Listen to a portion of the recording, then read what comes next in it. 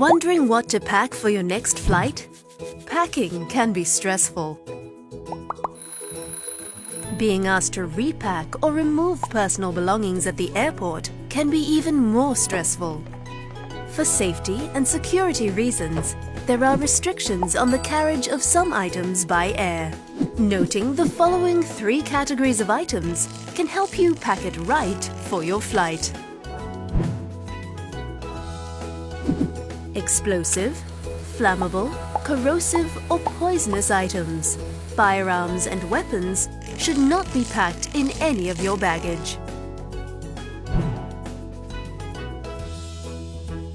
Sharp objects, bulky items, certain types of sporting equipment, and liquids, aerosols and gels of more than 100 milliliters must be checked in.